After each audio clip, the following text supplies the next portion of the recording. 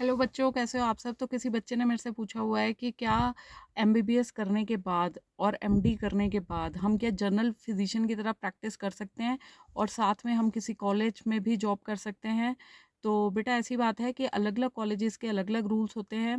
कई कॉलेजेस में आपको नॉन प्रैक्टिसिंग अलाउंस ये नहीं दिया जाता। जहाँ पे नॉन प्रैक्टिसिंग अलाउंस नहीं दिया जाता वहाँ आप अपनी अलग प्रैक्टिस कर सकते हो, लेकिन जहाँ आपको नॉन प्रैक्टिसिंग अलाउंस दिया जाता है वहाँ पे आप अलग से प्रैक्टिस नहीं कर सकते।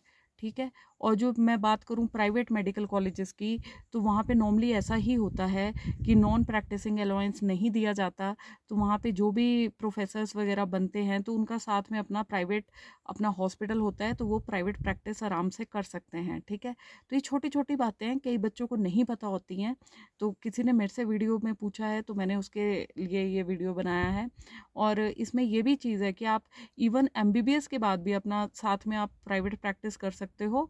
और कई नर्सिंग कॉलेजेस हैं, वहाँ पे भी आप जाके अपना लेक्चर्स दे सकते हो। डेंटल कॉलेजेस हैं जहाँ पे एमबीबीएस वाले अपना लेक्चर्स देते हैं जाके। ठीक है। तो वो पार्ट टाइम जॉब की तरह हो जाता है कि 2 घंटे जाके वहाँ पे वो लेक्चर देते हैं, उनको पैसे मिलते हैं, सैलरी मिलती है उस चीज़ की। ठीक है।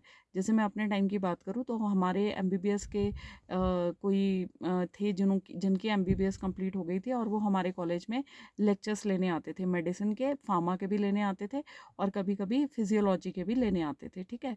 तो ये सब डिपेंड करता है, बहुत सारी अपॉर्चुनिटीज़ होती हैं एमबीबीएस स्टूडेंट्स के पास। तो वो क्या करते हैं, पीजी की तैयारी करते रहते हैं, साथ में सोचते हैं कि हम जाके डेंटल कॉलेज में लेक्चर दे देते हैं, तो एक तरह से उनका ऑल्टरनेट सोर्स ऑफ इनकम भी हो जाता है।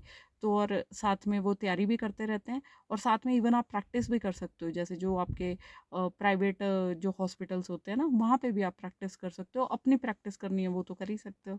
ठीक है। ताकि दिमाग खाली ना रहे, है ना कुछ करते रहो। तो ज़िंदगी में ना वो चीज़ बनी रहती है, ऐसी फीलिंग नहीं आती है कि हाँ भी हम वेले बैठे हैं। ठीक है। तो बहुत सारी ऑप्शंस है, कई बच्चों को नहीं पता होता है, इसलिए मैंने ये वीडियो बनाया। होप आपको फ़ायदा हो इसका। बाकी भगवान सबका भला करे। हर हर महादेव, जय श्री राम। कोई क्वेश्चन होगा तो आप लिख सकते हैं कमेंट्स में। गुड लक बच्चों।